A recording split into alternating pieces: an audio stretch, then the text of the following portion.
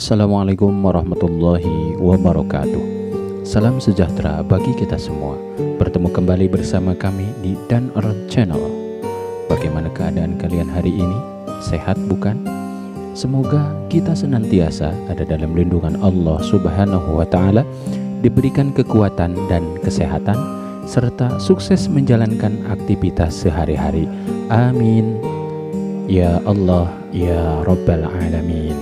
Pada kali ini kita akan melanjutkan materi pendidikan agama Islam kelas 10 bab pertama, part yang ketiga, yakni meraih kesuksesan dengan kompetisi dalam kebaikan dan etos kerja.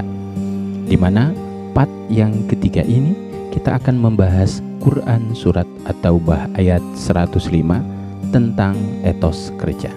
Baik, sebelum melanjutkan pembahasannya, kami mengingatkan kepada kalian untuk like, komen, dan subscribe channel ini agar kami bisa terus berkarya.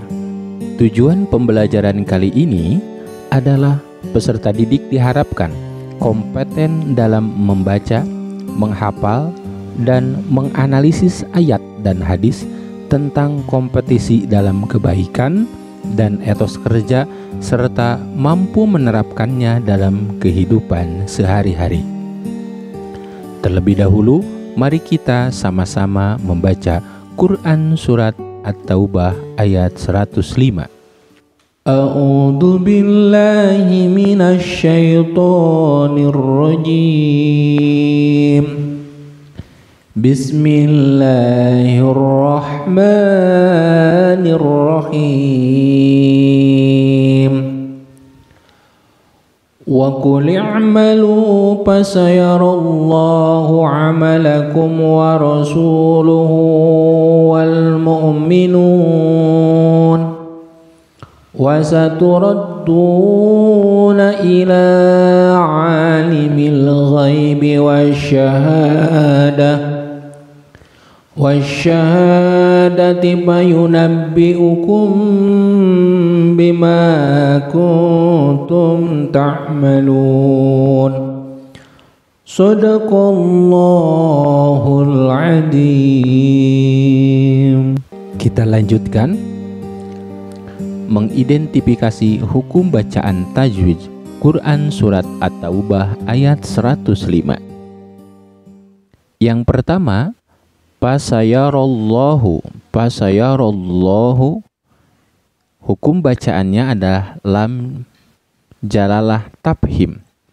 Kenapa? Karena lafaz Allah didahului oleh fathah. Kemudian yang kedua, amalakum wa rasuluh. Amalakum wa rasuluh. Amalukum wa izhar sapawi. Kenapa? Karena mim mati bertemu dengan waw. Kemudian yang ketiga, wal mu'minuna. Wal ya.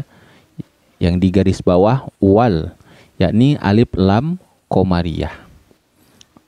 Kenapa? Karena alif lam bertemu dengan huruf mim. Kemudian yang keempat, wasyahadati. Wasya alif lam syam siyah. Kenapa? Karena alif lam bertemu huruf sin. Kemudian yang kelima, payunabbi'ukum bi. Nah, kumbi mim mati bertemu dengan ba. Ya, mim mati bertemu dengan ba, maka disebut ikhfa safawi. Nah, ini untuk identifikasi hukum bacaan tajwid. Menerjemahkan Quran surat At-Taubah ayat 105. Dan katakanlah, bekerjalah kamu, maka Allah akan melihat pekerjaanmu. Begitu juga Rasul-Nya dan orang-orang mukmin. Dan kamu akan dikembalikan kepada Allah yang mengetahui yang gaib dan yang nyata. Lalu diberikannya kepada kamu apa yang telah kamu kerjakan.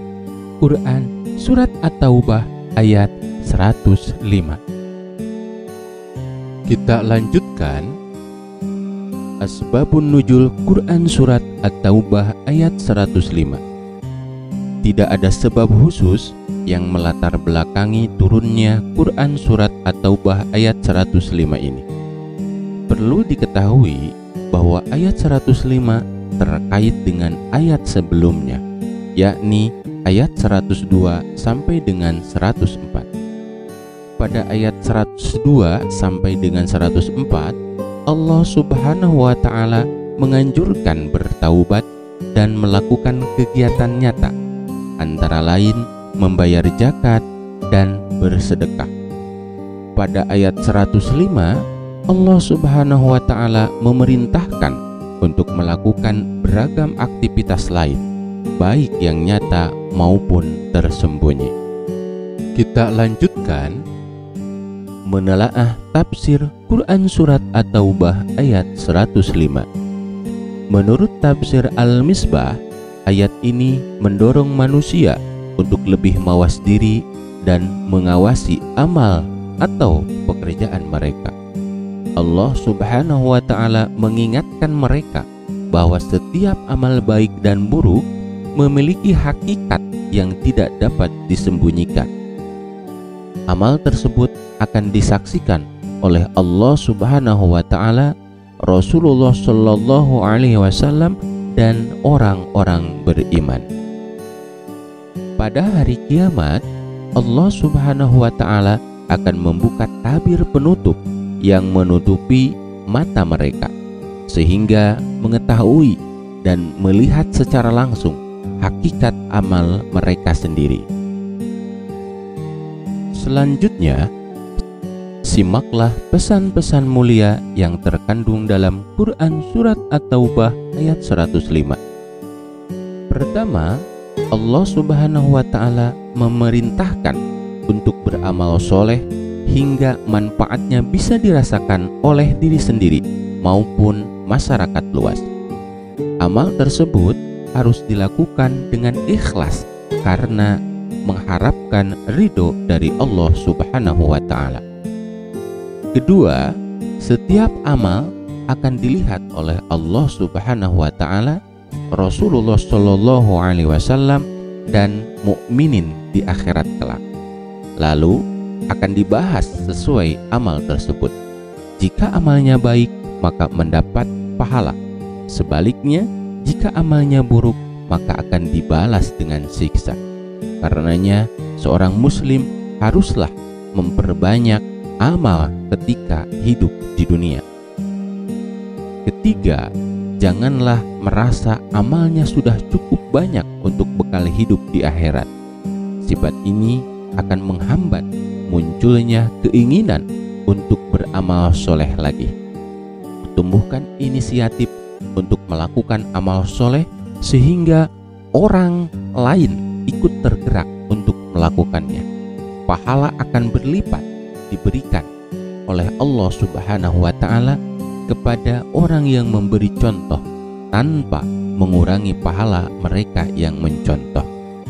4. Setiap manusia akan kembali ke kampung akhirat dan menerima balasan amal perbuatannya. Seorang mukmin hendaklah jangan larut dengan gemerlap kehidupan dunia sehingga melalaikan akhirat yang kekal abadi. Kita lanjutkan.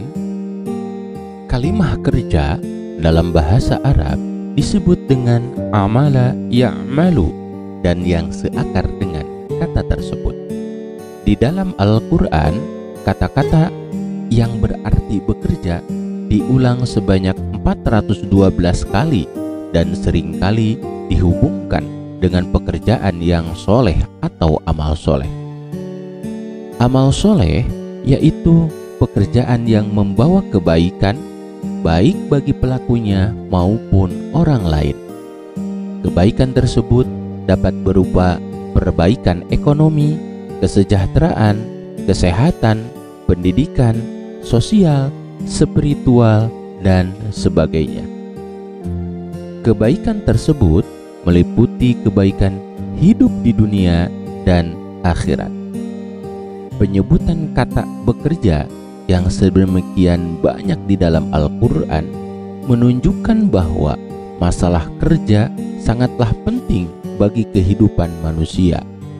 Oleh karena itu, Islam sangat menganjurkan umatnya untuk bekerja keras atau memiliki etos kerja yang tinggi. Demikian materi pembelajaran kali ini. Sebelum ditutup, kami mengingatkan kembali kepada kalian untuk like, komen, dan subscribe channel ini, juga share agar yang lain bisa merasakan manfaat materi pembelajaran ini. Sampai jumpa kembali di materi selanjutnya. Terima kasih. Wassalamualaikum warahmatullahi wabarakatuh.